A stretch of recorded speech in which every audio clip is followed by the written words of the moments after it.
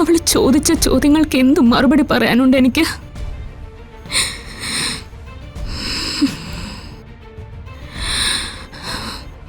തെറ്റുപറ്റിപ്പോയി നമുക്ക്. അവള് നിഷേധിക്കുമെന്ന് പറഞ്ഞ് ഈ വേഷം കിട്ടിയതൊക്കെ വെറുതെയായി. കേട്ടപ്പോ ഞാൻ ഞെട്ടിപ്പോയി. രാധികമോളുടെ ജന്മത്തിന് പിന്നില് ഇത്രയും വലിയൊരു കാര്യമുണ്ടെന്ന് സ്വപ്നത്തിൽ പോലും പ്രതീക്ഷിച്ചില്ല. രാധികമോളുടെ പെരുമാറ്റവും രീതികളും ഒക്കെ കാണുമ്പോ അതിനെല്ലാറ്റിനും കാരണം ദേവനാരായണൻ തിരുമേനി വളർത്തിയതിന്റെ ഗുണമായിരുന്നുവെന്നാണ് ഞാൻ കരുതിയത്. പക്ഷേ ഇത്രയും ഉന്നതമായൊരു ജന്മമായിരുന്നുവെന്ന് ഒരു പ്രതീക്ഷയില്ലായിരുന്നു. ഇവരിത് ഒളിച്ചു വെക്കാൻ തുടങ്ങിയിട്ട് കാലം കുറെയായി പരമേശ്വരേട്ടാ. ഇപ്പോഴല്ലേ നമ്മൾ രണ്ടുപേരും ഇത് അറിയുന്നത്. അതിന് ഞങ്ങളെ കുറ്റം പറഞ്ഞിട്ട് എന്താ കാര്യം? തന്നെ പ്രസവിച്ച അമ്മയെ രാധിക അംഗീകരിക്കുന്ന ഒരു മനസ്ഥിതി ഉണ്ടാവണ്ടേ? അറിഞ്ഞ നിമിഷം മുതൽ എല്ലാവരും അറിയിക്കാൻ ഒരു വെമ്പലായിരുന്നു. പക്ഷേ അമ്മയെ സ്വീകരിക്കാൻ രാധികയുടെ മനസ്സൊന്ന് പരുവപ്പെടുന്നവരെ രഹസ്യമാക്കി വെച്ചാൽ പറ്റുമെന്ന് എൻ്റെ മുത്തശ്ശിയുടെ മാത്രമല്ല ശ്യാമ മാഡത്തിൻ്റെ കൂടെ തീരുമാനമായിരുന്നു. ശ്യാമയുടെ ഇന്റർവ്യൂ അവസാനിച്ചത് മുതൽ ആ കുട്ടിയുടെ ടെൻഷനൊന്ന് കാണേണ്ടതായിരുന്നു. കരഞ്ഞ് കരഞ്ഞ് ഒടുവിൽ താങ്ങാനാവാതെയായിരുന്നു ഇവിടുന്ന് ഇറങ്ങിപ്പോയത്. ഇപ്പോ അമ്മയും മകളും ഒന്നിച്ചു ചേർന്ന് കാണും. എത്രയോ കാലമായിട്ട് കാത്തിരിക്കുന്നതാ അമ്മ. ഒരു കാര്യം സത്യമാണ്, മാതൃത്വം എന്ന് പറയുന്നത് നിസ്സാര കാര്യമല്ല. തടസ്സം സൃഷ്ടിക്കാൻ എത്ര പേര് ശ്രമിച്ചാലും പൊക്കിൾക്കൊടിയുടെ ശക്തി അവരെ തമ്മിൽ ഒന്നിച്ചു ചേർത്തിരിക്കും.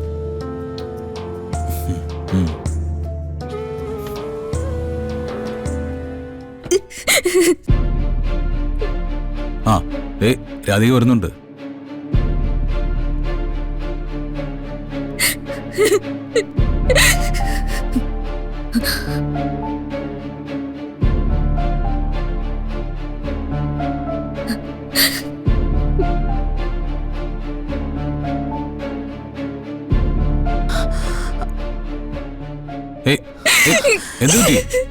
എന്തു പറ്റി മോളെ? എന്തിനാ കരയുന്നേ? ഈശ്വര, സന്തോഷത്തോടെ ആയിരിക്കും മോള് തിരിച്ചു വരിക എന്നാണല്ലോ കരുതിയത്. എന്നിട്ട് ആരും പരിഭ്രമിക്കണ്ട. പെട്ടെന്നൊരു ദിവസം സ്വന്തം പെറ്റമ്മയെ മുന്നിൽ കണ്ടാൽ ചിലപ്പോൾ നിയന്ത്രണം വിട്ടുപോകും. ഉള്ളിൽ തോന്നുന്ന എല്ലാ വികാരങ്ങളും കണ്ണീരിലൂടെ ആവും പുറത്തു വരിക. കരഞ്ഞോട്ടെ. അവളുടെ മനസ്സ് ഫ്രീ ആകുന്നതുവരെ കരഞ്ഞോട്ടെ. ആരും അടുത്തു പോണ്ട, ശല്യം ചെയ്യണ്ട.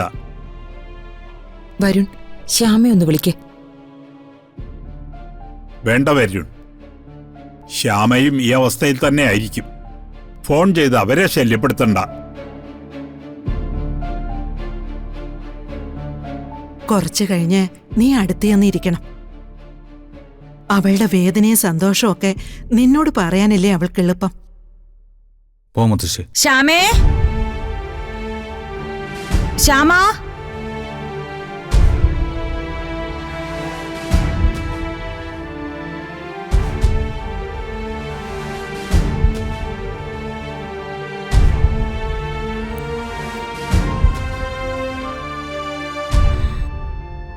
എന്റെ അവസാനത്തെ പ്രതീക്ഷയും ഇല്ലാതായി പോയല്ലോ അഖിൽ സർ.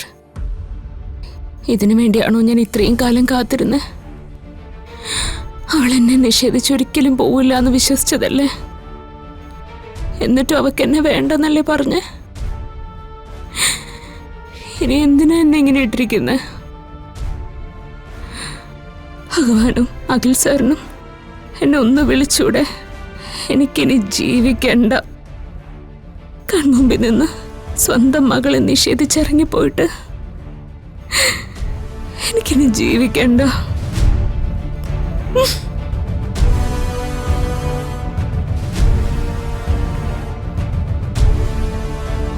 ശ്യാമേ,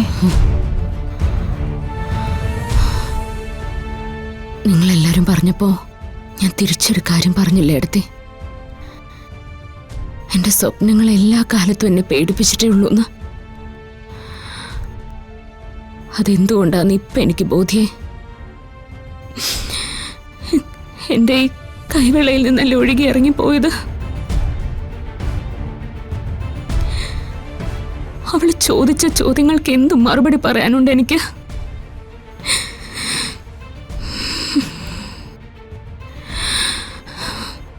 തെറ്റുപറ്റിപ്പോയി നമുക്ക്.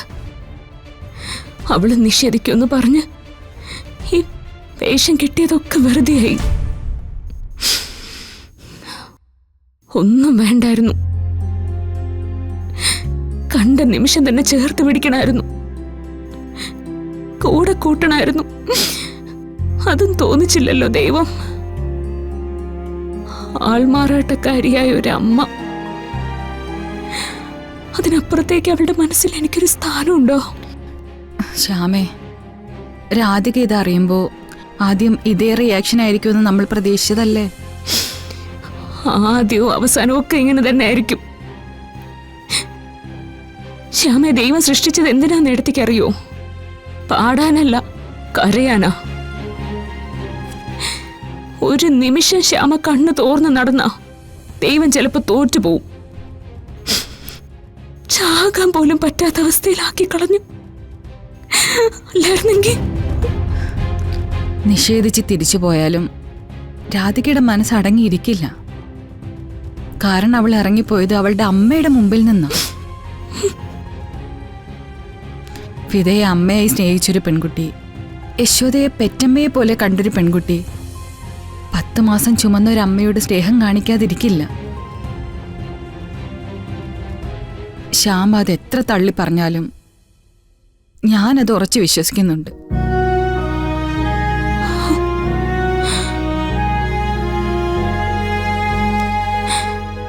അഖിൽ സാർ, ഒരു പ്രതീക്ഷയില്ല എന്റെ മനസ്സിൽ. വെറും ശൂന്യതയോ. ഇത്രയും കാലം ജീവിച്ചത് എനിക്ക് അവളുണ്ടെന്നുള്ള ധൈര്യത്തിലാ. ഇപ്പൊ ഞാനിരിക്കുന്നത് അത് നഷ്ടപ്പെട്ടു എന്നുള്ള ബോധ്യത്തിലും. എനിക്ക് വയ്യ.